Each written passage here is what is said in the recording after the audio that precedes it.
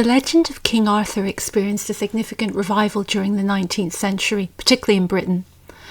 This revival was fueled by a variety of factors, including the rise of Romanticism, nationalism, a growing interest in medievalism in literature and art, advances in historical scholarship, and, ultimately, a desire to reconnect with a romanticized past.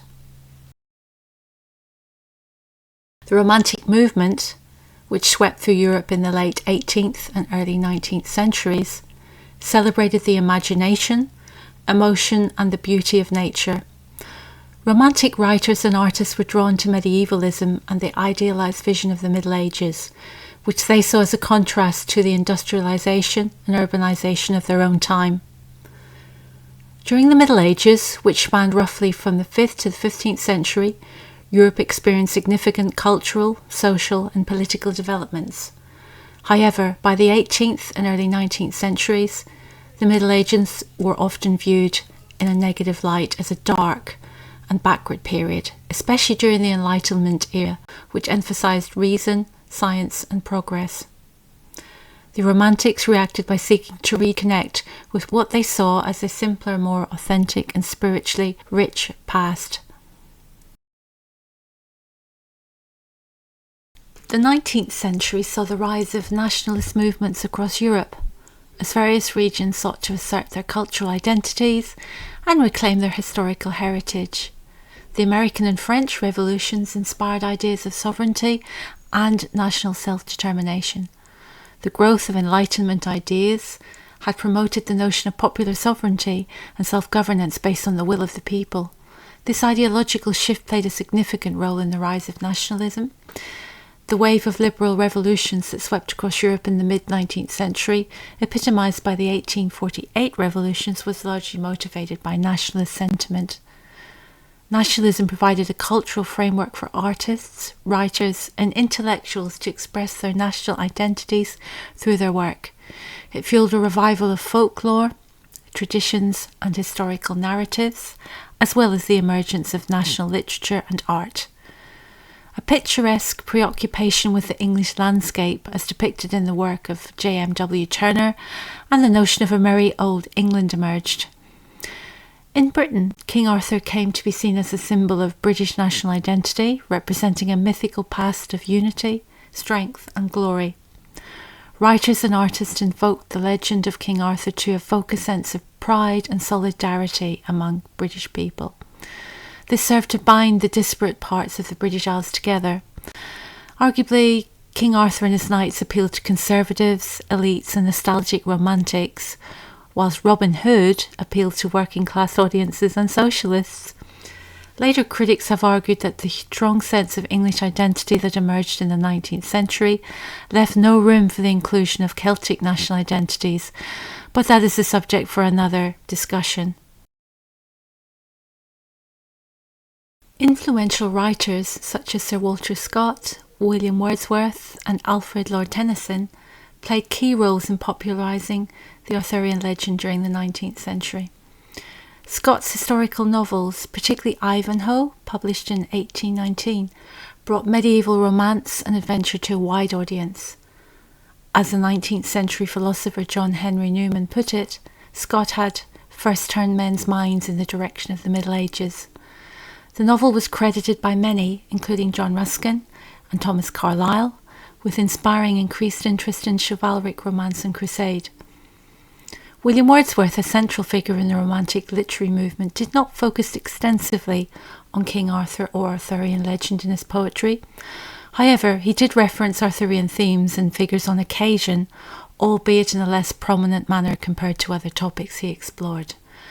One notable example is Wordsworth's poem, The Egyptian Maid, where he briefly mentions King Arthur and his knights.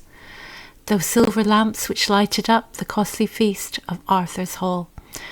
In this passage, Arthur's court is depicted as a place of grandeur and splendour, reflecting the legendary status of King Arthur and his knights. But for Tennyson, poet laureate from 1850 to 1892, King Arthur was little short of an obsession. Idylls of the King is a series of narrative poems written by Alfred Lord Tennyson, published between 1859 and 1885. It is one of Tennyson's most famous and enduring works. The poems reimagine and retell the Arthurian legend, focusing primarily on the life and reign of King Arthur and his knights. Arthur is presented as a noble and tragic figure, embodying the ideals of chivalry and honour. Consisting of 12 poems, each exploring different aspects of the mythos, the narrative begins with the coming of Arthur, in which Arthur pulls his sword Excalibur from the stone, proving his rightful claim to the throne of England. Subsequent poems delve into the lives of various characters, including Sir Lancelot, Queen Guinevere, Merlin, and the tragic figure of Elaine of Astolat, also known as Lady of Shalott. The Lady of Shalott is, of course, one of Lord Tennyson's most famous poems, first published in 1832 and later revised in 1842. It tells the story of a young woman who lives in a tower on the island of Shalott, which is situated upstream from the legendary Camelot. The Lady of Shalott is under a curse that prevents her from looking directly at the outside world. Instead, she weaves a magic web depicting the scene she sees reflected in the mirror. The poem takes a dramatic turn when the Lady of Shalott glimpses the handsome knight Sir Lancelot in her mirror. Overwhelmed by love and desire, she decides to defy the curse and looks directly out of her window towards Camelot. As a result, the curse takes hold and she knows her time is up. The Lady of Shalott is celebrated for its lyrical beauty, rich imagery, and evocative portrayal of longing and tragedy. It explores themes such as the conflict between art and reality, the consequences of isolation, and the transformative power of love. The poem has inspired numerous adaptations in art, music, and literature, and remains a beloved classic of Victorian poetry.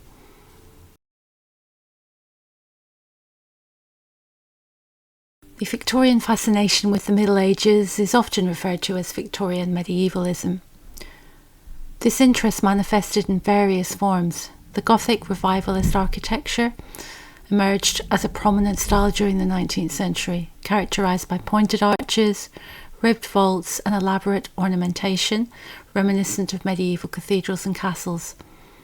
It became the dominant architectural mode in Victorian times, with 75% of new churches built on a Gothic rather than a classical model, as well as other public buildings. Architects such as Augustus Pugin and designers like William Morris played key roles in popularising Gothic revival aesthetics. It also inspired movements such as the arts and crafts movement, which promoted traditional craftsmanship and returned to simpler, pre-industrial lifestyles.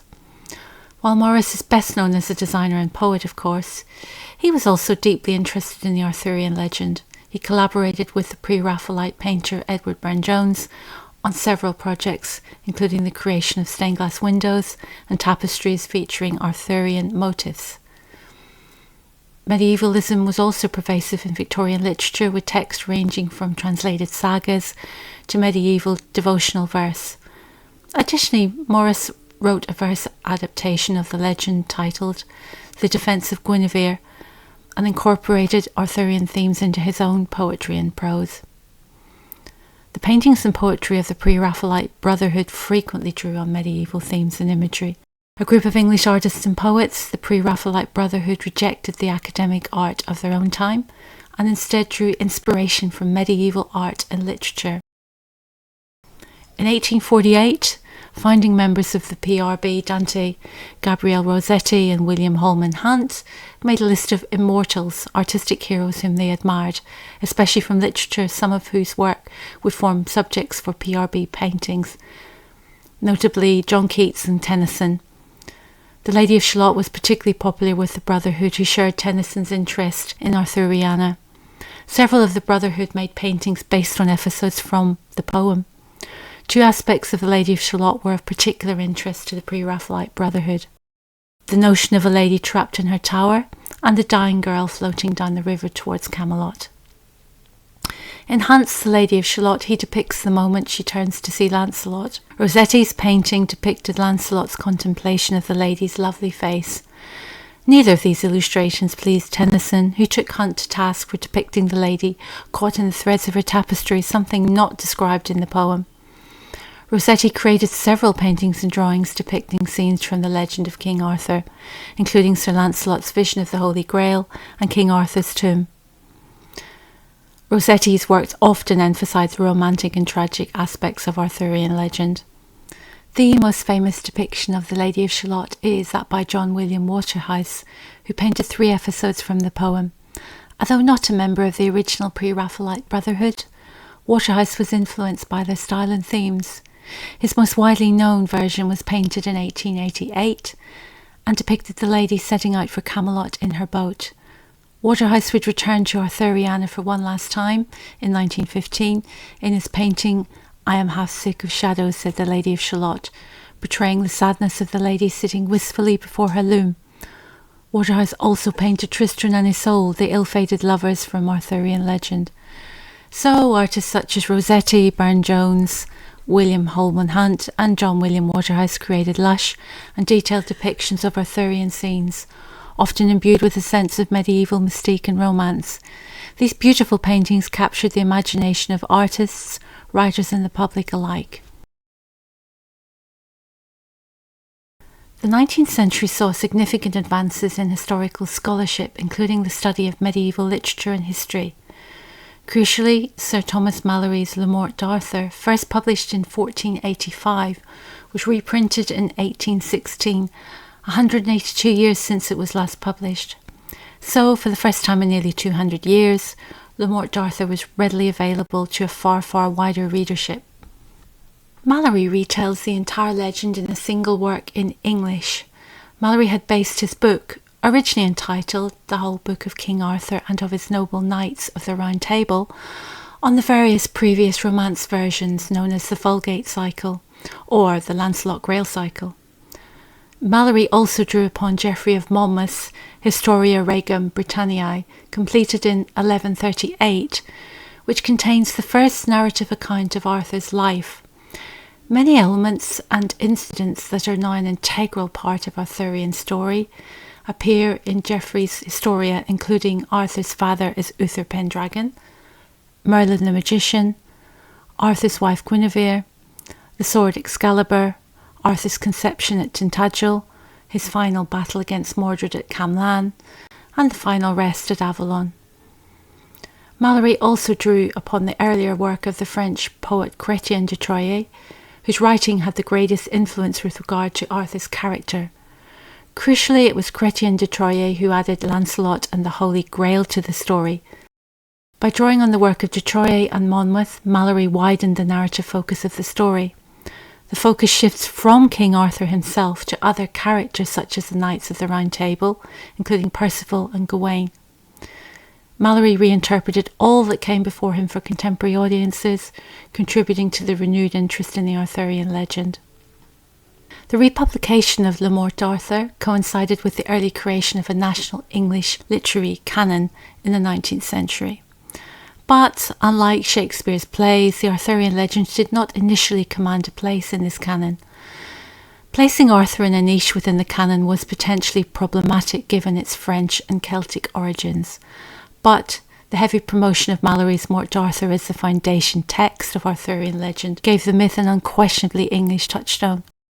At the close of the 19th century, in 1893, illustrations for a new edition of Le Morte d'Arthur were created by Aubrey Beardsley. Beardsley's distinctive and often provocative style added a new dimension to the visual representation of Arthurian themes, showing how artists continued to be inspired by Arthurian legend into the 20th century. So, overall, the revival of interest in King Arthur in the 19th century can be seen as a convergence of romantic, nationalist, literary, artistic and scholarly influences which together helped to elevate the legend to a position of enduring cultural significance.